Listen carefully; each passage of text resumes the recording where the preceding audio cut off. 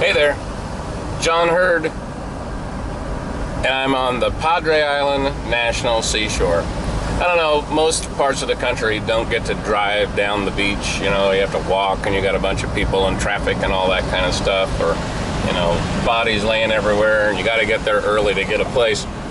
Well, this time of year at the Padre Island National Seashore, as you'll soon see, much different.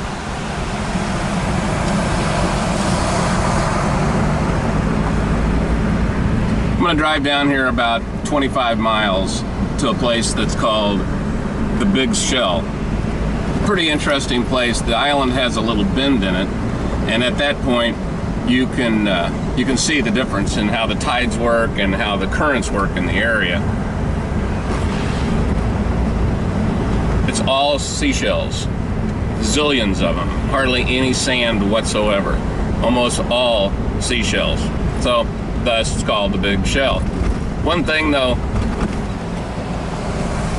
if you're planning on visiting that area, which I would really recommend, take a four-wheel drive. I don't care if you have to rent one.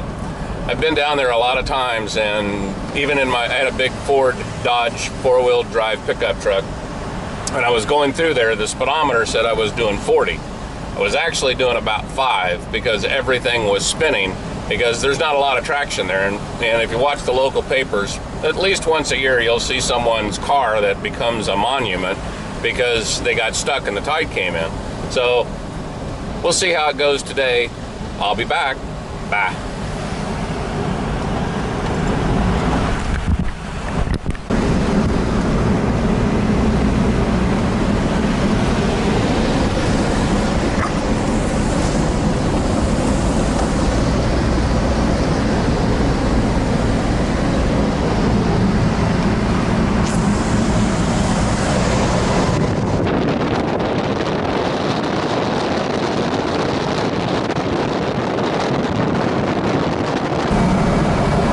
As you'll be able to see, after you get about 15 miles down the beach, I'm pretty much the only dog here.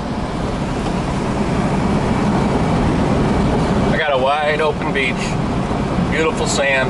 Now the beach conditions change quite a bit, so you may want to call before you try this. I'm here all the time, so I can monitor it a little easier than most people, but if you're making a trip down, in the spring, the beaches can be pretty nasty, and a 20-mile drive could take you about 2.5 hours and then really wear out a vehicle because you got to be in four-wheel drive all the time.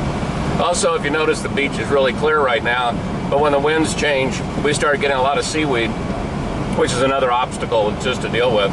Still a good trip no matter what, but just be prepared that sometimes it's easy like this, and sometimes it's tough.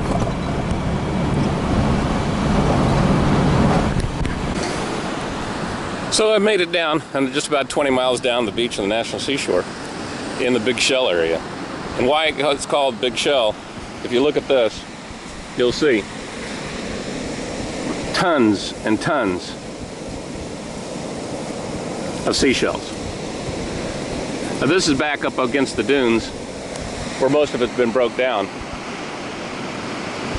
But you can see the beach narrows, which means the water's way deeper right offshore, and it causes a different way of how the waves come in and how the tides come in. If you come down here when you're getting ready to go into a high tide, might as well plan on staying for a while because the road gets pretty treacherous as the tide comes in, so you just back up off of there, wait for it to come in and go back out, and then take off.